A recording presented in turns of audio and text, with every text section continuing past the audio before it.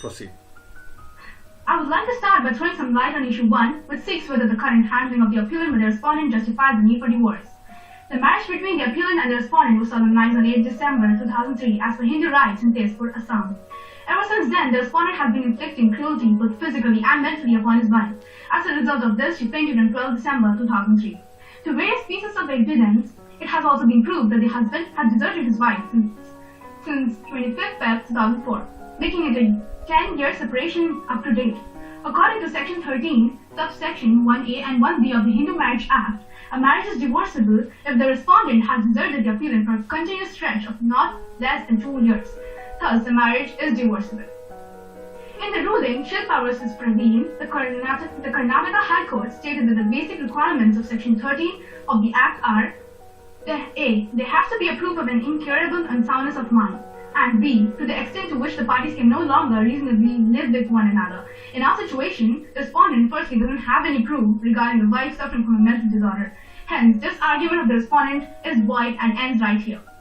Moving on to issue 2, which is regarding further judicial action on the respondent and compensation for the appealant. Firstly, the respondent has caused injury to the mental and physical health of the appealant by compelling her to fast and do strenuous domestic chores, which inevitably led her to faint.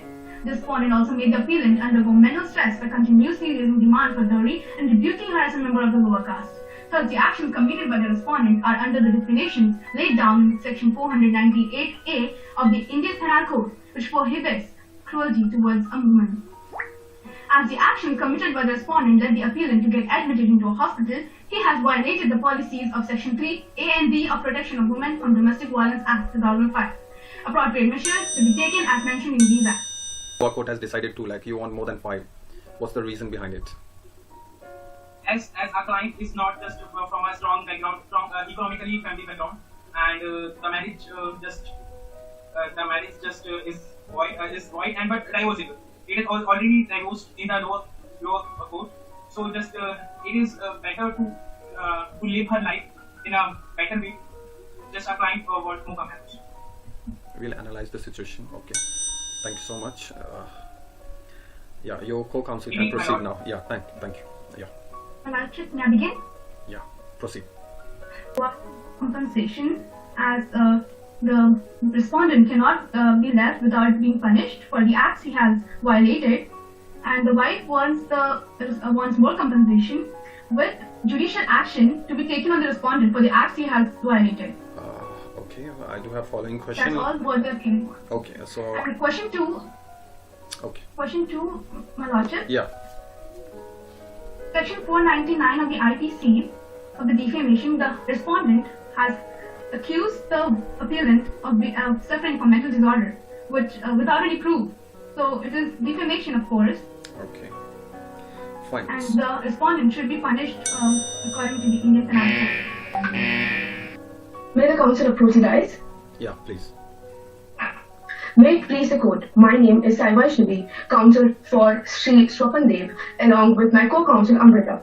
Today, the court shall hear how desertion and cruelty upon the respondent becomes a ground of divorce, and my co-counsel shall further address the need for an increase in time period for the payment of the alimony. As it please the court, I shall now be discussing the facts that are crucial for this case. On 8 December 2003, as per the Hindu rites and customs, Sri Swapandev, respondent, got married to Srimati Sonali Dev Paul Dev, petitioner, at Tezpur and started their conjugal life. From the beginning of their matrimonial life, the petitioner's behavior towards the respondent and his family was abnormal. The petitioner resided at a matrimonial house only for 25 days and permanently ended the cohabitation on 25/2/2004 and is now staying with her parents. The income of the respondent is meager 1,500 per month and he has to pay 2 lakh as an alimony to the petitioner. Now I would like to start with the issues. Whether the cruelty inflicted upon the respondent by the petitioner's abnormal behavior and desertion becomes a ground to divorce. Firstly, the behavior of the respondent toward... Sorry. You can start. Can I proceed, my lord? Yeah, please. May it please my lord, my name is Amrita and I'll be appearing on behalf of the respondent, Sri Swapandi. I would like to provide my lord with a roadmap of what I'll be speaking about today. I will begin with issue 2 of our memorial and I'll be concluding with what we, on behalf of our client, the respondent, are praying for. Let me begin with issue 2 of our memorial.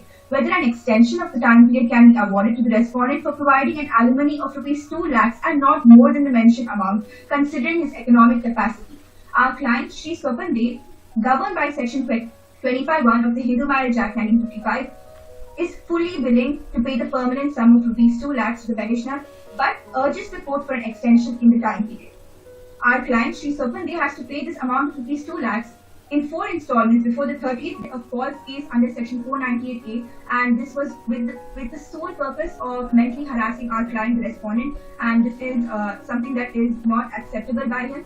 And furthermore, the petitioner has various false claims like dowry and physical abuse, where it has also been stated by her father, Shri Minar Kanti Paul, DW2 in the SPJM, that he had never seen our client, the respondent, abusing the petitioner. Thus, it is quite clear that it was the petitioner who was trying to mentally harass the respondent and not allow him to move forward in the relationship of marriage.